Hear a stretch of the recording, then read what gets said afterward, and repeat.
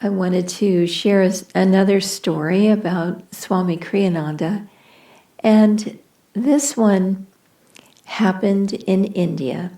He recorded multiple TV series. One was on Conversations with Yogananda, a book that Swami had written. And every day he gave I think it was 17 minutes of a talk about that book and his time with Yogananda.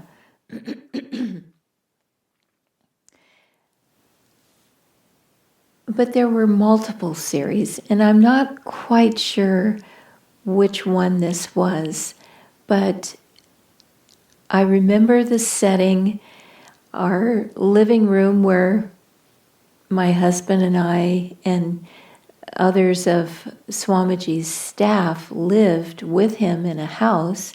That living room we turned into a recording studio. And so he would record 365 of these episodes, one for every day of the year, and he would do multiple recordings every day.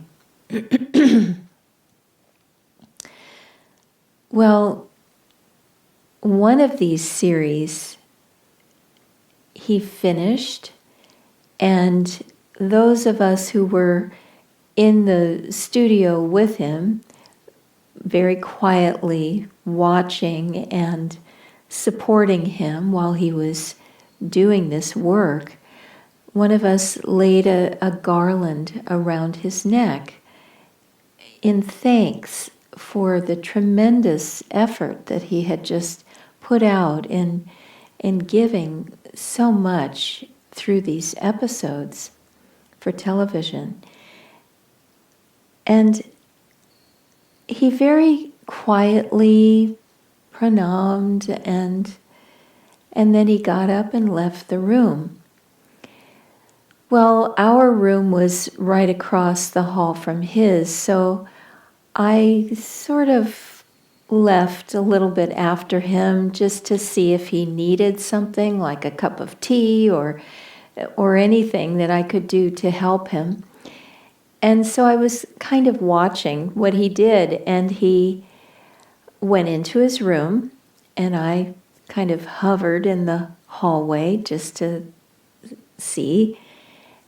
And I noticed that he went right up to his altar, the picture of Yogananda, his guru, and he took off the garland and he gave it to Master. And then I turned away. I knew he didn't need me for anything. But I was so touched that once again, no matter what praise or congratulations were offered to him, he gave it effortlessly to God. God was the doer. And everything that he thought, every action, every feeling, he gave it all to Master. Anything good that happened, he gave to Master. Anything bad that happened, he gave it to Master. And that is the way we need to live. And I say Master for Yogananda because not that we're in a slave and master relationship. It's not at all like that. It's the Guru has mastered himself. And that's what he's trying to help us do, to master ourselves so that we can truly know ourselves and realize our true nature, oneness with God. That's what the Master is trying to help us to achieve.